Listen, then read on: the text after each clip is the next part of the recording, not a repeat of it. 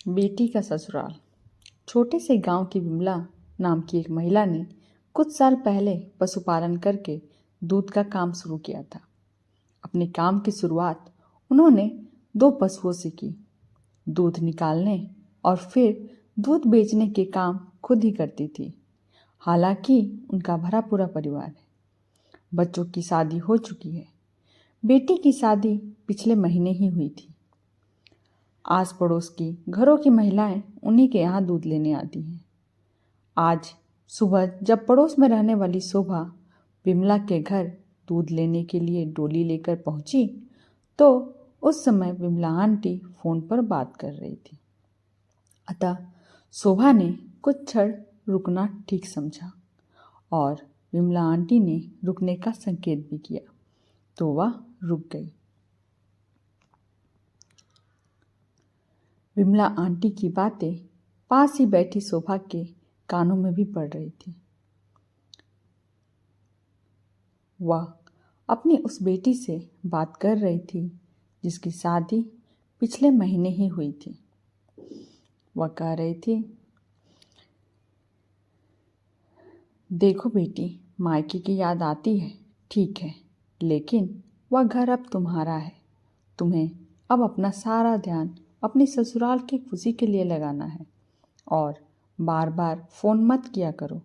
सबसे चोरी छिपे तो बिल्कुल भी नहीं। जब भी यहाँ फ़ोन करना तो सास या पति के सामने ही करना। पति की खुशी में ही पत्नी की खुशी होती है। तुम अपने फ़ोन पर मेरे फ़ोन का इंतज़ार कभी मत करना। मुझे जब कभी भी बात करनी होगी तो मैं तुम्हारी सास या दामाद जी के नंबर पर फ़ोन कर लगाऊंगी, तब तुम भी बात कर लेना। बेटी, तुम्हारी शादी हो चुकी है, अब ससुराल में हो। छोटी छोटी बातों पर तुनकना छोड़ दो। जिम्मेदार बनो, सहन शक्ति रखो।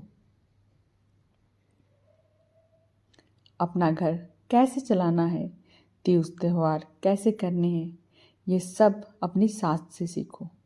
हर घर के अपने तौर तरीके होते हैं।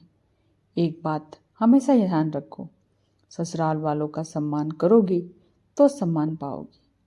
मायके की लाज रखना, ठीक है, सुखी रहो। यही कहकर विमला जी ने फ़ोन रख दिया।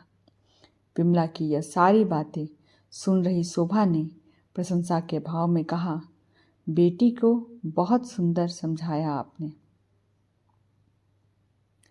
विमला बोली, माँ को बेटी के परिवार में अनावश्यक दखल नहीं करना चाहिए। उन्हें अपने घर की बातों को भी बिना मतलब इधर उधर नहीं करना चाहिए। उस घर कोई समस्या हो तो समस्या का हल खुद ढूंढो। शोभा उस देवी का मुंह देखती ही रह गई। सभी माँ को इसी तरह से सोचना चाहिए ताकि बेटी अपने घर को खुद का घर समझे और उसके घर में सदा खुशहाली आए। आशा है आज की कहानी आप लोगों को पसंद आई होगी। मेरे चैनल को लाइक करें, शेयर करें और सब्सक्राइब करें।